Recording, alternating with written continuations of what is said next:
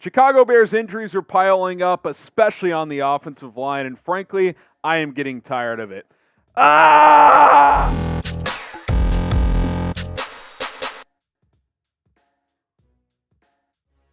Gotta compose myself, Harrison. All right, today's show presented by True Classic. Guys, True Classic sponsoring us once again. Polos, t-shirts. Going to show the right parts of the body to make you look good and feel good. Get going with True Classic today. TrueClassic.com/chat25 to get 25% off at checkout. Darnell Wright exits practice today. Like I said, injuries piling up on that offensive line as he left with some sort of an ankle injury, and of course, in classic Matt Eberflus fashion, he did not offer any further updates. Dan Wiederer with a small piece of context here. He says Bears rookie right tackle Darnell Wright did not finish practice today, had an obvious limp at the end of practice. Now, apparently he stayed on the sideline. They taped him up, so hard to know how serious it is. Here's what Flus had to say when asked about it. He said, "I have not gotten clarity on that yet. I don't know exactly what that is." We might be fringing on disaster here, folks, when it comes to the offensive line. Now, we are 20, 21 days away, whatever it is, 19 days away from week one against the Packers. But think about the offensive line injuries you have right now. Teven Jenkins dealing with a leg issue. According to Adam Schefter, it's a double calf strain. We'll talk about Jenkins a little bit more in a sec. Cody Whitehair dealing with the hand injury. He's been working at left guard because apparently it's a snapping hand, a la Lucas Patrick last year. Darnell Wright dealing with an ankle injury now. Again, we don't know the severity. Nate Davis, it's been undisclosed. Sounds like he's had some personal issues. He's just now starting to get back as he's been ramping up. So the point is that you've got a lot of problems on your offensive line right now, and you don't really have clear answers at this point in time. Like, you don't have solutions on the offensive line if you are the Chicago Bears. Now, outside of Teven Jenkins, I don't know if any of these other guys are in danger to miss week one. Again, we don't know anything about Darnell Wright other than he was limping at the end of practice. But at the same time, you've got to get this situation figured out if you are the Chicago Bears. Like, you've got to protect your quarterback in Justin Fields. And this is what the depth chart's supposed to be, but Jenkins is hurt. Whitehair is hurt. Missed most of practice today. When he was there, he was at left guard. Lucas Patrick was working at center. He's just working his way back. Nate Davis has missed most of camp. He's barely practiced. He's been ramping up. We're beyond testing our depth, if you will, at this point, right? Like, you've got dudes that have not practiced for a while or are now going to set to miss some practice, assuming in Darnell Wright's case. Like, it's not a great situation, if we're being completely honest. It's a bit worrisome with less than 3 weeks to go until week one. I'm clearly concerned.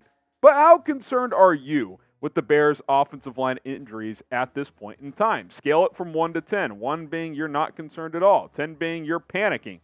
I'm probably at an 8 this point, man. You probably need to go sign somebody. I'm just being honest. You need to go sign an offensive lineman if you are the Chicago Bears. I'm at about an 8. We can keep saying, they're not in the serious category. Matt Eberflus, this is kind of his go-to. This is the one thing I don't like about him is how unclear he is with injuries. Yep, unless they're serious, we're not going to tell you. But, their day-to-day, it doesn't appear to be too serious. But we'll see where it goes. Well, a lot of these guys on this team have been out for weeks. Like, Jaquan Brisker hasn't practiced in like a month. Like, it just bugs me. And obviously the offensive line is the biggest concern because it's protecting your quarterback. But I think you really got to look for answers here. I mean, we talked about Dalton Risner a couple of times yesterday. Do you bring him in at this point? Like, as a guy who can play on that interior? Think about your interior. Jenkins, hurt. Nate Davis just making his way back. Lucas Patrick's been banged up most of camp. That's like, and Cody Whitehair's got a hand issue. That's your 4 top interior guys, essentially. Dalton Risner's a quality level guard in the National Football League. So it's not ideal. There's some other names out there, but you got to get it figured out because I don't love where the Bears sit right now. Chicago Bears Now is sponsored by True Classic. Guys, it's summertime. It's hot. Finding comfortable clothes that also help you feel good and look good is not easy. True Classic has helped you do that. It's helped me do that. and you can be next up in that regard. Let's talk about these T-shirts for a second. I know you've probably heard me rant about them before, but they're so good. Seriously, you haven't lived until you've worn one of these perfect fitting tees. They're ultra soft and cut to highlight your arms and chest while hiding your gut. Hey, you listen when we get those super chats. The beer gut kind of comes on full display. True Classic's not going to show off that part of the body. It'll show off the best parts. And by the way, the shorts, put it this way. Once you try the shorts, you'll never go back to your other ones. Their shorts come in a range of styles, cuts, and colors, whether you need something for the gym, weekends, or a night out. True Classic has you covered. I'm currently loving the commuter short with its sharp, tailored fit, and they've got a ton of stretch as well. Hell, I could probably knock out a few reps in these. I probably need to, like producer Roley, who's been in the gym for a few months now, and you know he's been rocking True Classic. TrueClassic.com/chat25, code chat25. Going to get you 25% off. If you're ready to make that summer upgrade to your wardrobe, look no further than True Classic. It's trueclassic.com/chat25, promo code chat25, link and promo code in the description. I mentioned a couple of other names that are out there. Jason Peters, I tweeted this out a little bit ago.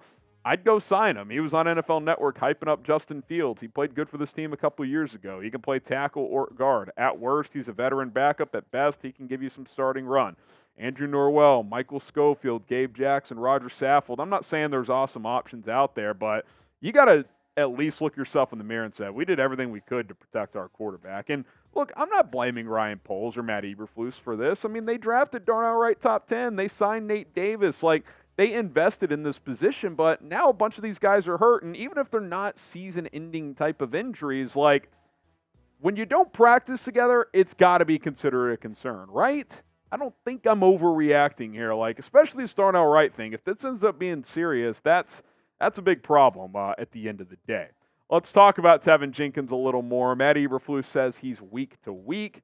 Did acknowledge that Jenkins is in that week-to-week category, but again, undisclosed injury, which, by the way, I find funny considering Brad Biggs reported that multiple sources told him it's a leg injury. Other reporters confirmed that. And then Adam Schefter went on NFL Live and said that Teven Jenkins has a calf strain in both of his calves. And the head coach is, it's undisclosed. Like, come on, man. Like, the biggest insider in the sport is saying it's a double calf strain. Can you either confirm or deny that report? I mean, it's a little frustrating if we're being completely honest when it comes to this stuff. Like, it's not college football. It's not high school. You don't need to hide injuries 3 weeks before the season. I don't think it's some massive deal. Now, if Teven Jenkins is the only one in danger of missing week one, it sounds like this might be the combination the Bears might go with Braxton Jones at left tackle. Cody Whitehair's been working at left guard. Now, is that because of a hand issue or because this is the best combination of five in the Bears' eyes?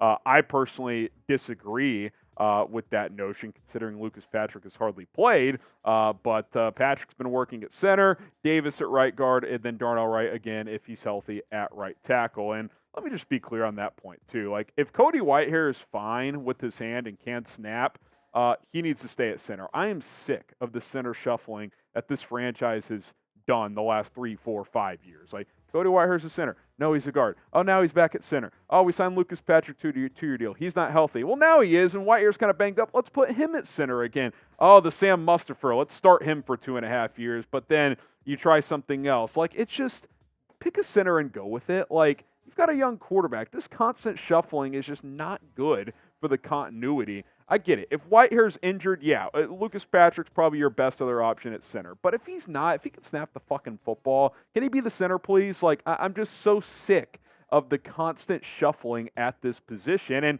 quite frankly, I think Ja'Tyre Carter's earned an opportunity. He should play left guard with Whitehair at center, assuming Cody can snap the football. So that's what I would do. Doesn't appear the Bears are going to go that route, but to me, that's pretty damn frustrating. If everyone is healthy but Jenkins, who should be the starting five? To me, it's Ja'Tyre Carter at left guard and Cody Whitehair at center. That would be my starting five with Braxton at left tackle, Darnell Wright at right tackle, and, of course, Nate Davis at right guard. Let me know, what say you? If Jenkins is the only one out week one, who would you have in your starting five? Now, there is some positive injury news. Tremaine Edmunds did return to practice, and he had been out for a while, so that's a positive. Now, ramping up, limited, it's going to take him a little time before he's full throttle in team drills. I don't think he's going to play on Saturday, for example, against his former team, the Buffalo Bills. Eberflus says he's in the ramping up period, but that's a positive step in the right direction because he hasn't been doing much for about 3 weeks now, if not a little bit longer. But you paid this guy to, in a lot of ways, be the leader of your defense, right? And at that middle linebacker spot next to TJ Edwards. This is a guy that comes in with a lot of credibility with over 100 tackles, I think, every year of his career. Like, you need him to play and to play well. So good to see him working his way back. Assuming there's no setbacks, there shouldn't be any concern for his week 1 status. Certainly a good sign in that aspect of things. I know I've been kind of negative Nancy on this show, but it's just frustrating, right? Like, it's especially frustrating when none of them are deemed serious, but you've got like 12 of them. It's like, you need the guys out there. You need to see these guys play, especially on that offensive line, but also guys like Tremaine Edmunds, who you gave 4 years and $72 million to. All right, who's ready to kick the Packers' ass in week 1? If you are, subscribe to the channel for passionate daily content here on the Chicago Bears, and also get the FGBs rolling in the comment section as well. We appreciate your support. Week 1 is 19 days away. All right, an overview of who did not practice on Tuesday. Eddie Jackson, Jaquan Brisker, they did not practice. Chase Claypool still not out there. Josh Blackwell, Dylan Cole, DeMarcus Walker, who did come back a little bit last week, so I don't know if they're just giving him a rest day, if there was a setback, I don't know. Trestan Ebner, who all of a sudden missed a couple of weeks. Jaylon Jones, Teven Jenkins, and Yannick Ngakoue, who didn't practice yesterday or today. So that kind of made me think, like, okay, that's kind of weird. Is he injured now too? Well, Matt Eberflus says he's pretty confident he'll play in week 1. So I think this is more of one of those, okay, he didn't sign until like the second week of August. It's ramping up still. Like, we're going to limit how much he's at practice early on here and have him full throttle week 1. That's how I'm taking it. But still pretty confident isn't exactly like, 100% no doubt. It's leaving that door ajar of, maybe he's not ready week 1. And that would be frustrating. You gave this dude $10.5 million, $10 million guaranteed. I got to think he's going to be out there, but who knows at this point? It's all very, very vague.